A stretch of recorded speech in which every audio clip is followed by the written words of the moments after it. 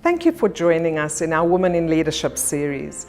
As a Beyond Recruitment business, we've found that there's a lot of discussion at the moment around women not being in leadership roles, women not serving on boards, and women not serving on executive tables. We've actually found that there are so many stories to share, so many women that have done well in leadership, and so many organisations that are running fantastic programs to help women grow in their leadership roles, and we'd like to take you on this journey with them.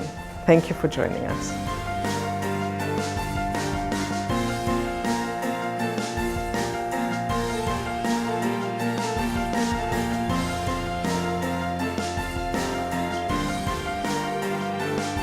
Well, Claire, thanks very much for joining us for our Beyond Recruitment Women in Leadership series. We really appreciate you coming along today. Oh, it's a pleasure to be here. Thanks, Ben.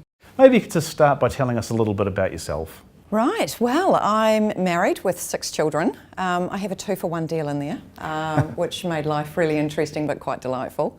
I have been working in recruitment for over 20 years now. It's an interesting career choice, but it was one that I chose. It's interesting that a lot of people fall into recruitment. I made a conscious decision to choose recruitment because of the innovation and the change that's constantly happening. So I've worked in agencies. I've worked in-house, and I've also had the opportunity to work in RPO organisations, recruitment process outsourcing. And as well as core recruitment services, it's also extended out to talent solutions, talent management, workforce planning, and then of course filling some very high number vacancies for clients around the world. So how did you get to where you are today? What do you see as your most sort of notable, I guess, career milestones? Yes, I think I've had such an exciting career. I'm really happy with how it's rolled out. I think it started by working with some really talented and exceptional leaders. I think if you can find a leader that you resonate with and they want to invest in you, develop you and grow you, I think that gets the best out of people. So I've been really lucky to work with some amazing people. I started my career in Wang, and it's when the PC first came out, so I think I got this natural curiosity for technology, and it's extended from there ever since. So I think the career has been about working with the right people, having an opportunity to work with the right organisations, and having that flexibility and ability to do things a little different. You've got some really interesting overseas experience. Can you tell us a little bit more about your most recent overseas role? Of course. I had 5 years in Singapore, and it was amazing. I loved it. I had an opportunity to work with 3 very large global organisations, and 2 of them asked me to set up and stand up a global delivery centre, and that was all around talent sourcing, which was my passion. So I was in heaven. What it taught me though is talent sourcing overseas is quite different from talent sourcing here in New Zealand. I had to learn very quickly how to scale up quickly in terms of numbers. Coming from New Zealand, we don't really have those high volumes of recruiting. I was working with clients that were doing 12,000 hires. I learnt how to work across multiple countries and the style in which those countries need to work. And I had the opportunity to develop so many people. I had a team of up to 168 at one point from multiple nationalities, multiple backgrounds in terms of skills. And it was just everything on a big scale. And to have that opportunity was absolutely outstanding. Yeah, I mean, the scale in New Zealand is very different, but is there anything in particular that you think New Zealand organisations can learn when it comes to talent sourcing from what you've seen overseas? Absolutely. I think the telling point is the shift and the pivot towards being candidate first. We have overseas shifted to focusing on the talent, focusing on what that talent looks like. And I think it's really important to understand that we're now working with a workforce that has 4 generations. We've got our baby boomers, which are over 55. We've got our Gen Xers, which are 35 to 55, and then we've got our millennials or Gen Ys coming through, which are under 35 up to 23, and then we've got the Gen X's coming through. And all generations have a different buying behaviour. They have a different style to how they want to look for a job, and they also have a different expectation on how they want to be treated. Overseas, I think we pivoted quickly because we had to. We hear about the war for talent. That's a living and breathing routine of how things are done overseas. I think in New Zealand, I don't think we've focused enough on those 4 generations and what it means to find the talent. I don't think we've become as agile, and I think that's where the shift is going to take place in New Zealand, which is very exciting. The other thing is the technology side. New Zealand traditionally has been a post and pray. We're very transactional here. And overseas, what I've been working with is clients who have got a talent maturity model, and Burson by Deloitte have done some fantastic studies on this, at a maturity level of 3 or 4, which is much more candidate engaged, and using technology to do that. So we're already seeing social sourcing out in the market overseas. We're starting to see it a little bit here, but I think that's the shift that we have to make. We are using Facebook campaigns, we need to use Snapchat, we need to use other tools like XREF, which is online reference checking. You know, just this week, if you look at LinkedIn, they've just announced their own internal ATS called Talent Hub. I'm pretty excited by this actually, Ben, because it's going to shift how we use LinkedIn, and it's certainly likely to change how you guys as an agency are going to use LinkedIn as well. It's got some amazing algorithms built into it. And again, it's shifting towards that candidate first approach, about that reach to the candidate, not only seamlessly but quickly. It's that agility that we have to move to in the New Zealand market. For New Zealand job seekers or employees, is there anything you can see that's particularly advantageous about living and working in New Zealand as opposed to overseas? Yes, I think so. We have got such a unique and beautiful country here. I think when you're a Kiwi coming home, you realise how amazing it is. And you become a very proud Kiwi, certainly when you're overseas. I think what we offer here to international candidates is an authentic country. I think we are safe. It's very good for family if you want to bring up a young family here. But I think also we are a little bit emerging as well in terms of the shift to how we do things. We are starting to recognise that we are playing in a global environment, and we're starting to change things. So many international candidates are going to take that opportunity to come here and be part of that change. So I think that's very attractive as well. They're not going to come to New Zealand for the money. Sadly, you know, we're 30% behind Australia in terms of salaries, but money's not everything. I think one of the key things that we can give them here is a very, very nice work-life balance. In Singapore, for example, I was doing a 60 to 65 hour a week. That started on a Sunday, usually heading off in some direction, you know, some other country, and then I'd be landing back in Singapore on a Friday night. Here, I get to continue to do the work that I love in an organisation that's embracing change, but I still get to have the evening and the weekends to spend with family and friends. And I think that is part of the delight of working in New Zealand. We spoke about social media, LinkedIn, other social channels, but what about AI and automation and robotics? Have you seen any interesting developments there overseas, or have any predictions to how that type of technology might be used in the future? Very much so. I think it's already here. I think, again, it's just New Zealand shifting and pivoting towards being candidate first. My last account had a chatbot installed as part of our applicant tracking process. Again, it was focusing on those millennials, those Gen Ys. They were interested in joining our organisation, but they had questions. And this is a generation that wants quick response. And the chatbot was the perfect platform to do that. So candidates were asking questions, we could answer them within real time, which meant that we could get our applications a lot quicker, which meant that we could get through our process a lot quicker. So chatbots are definitely on the horizon.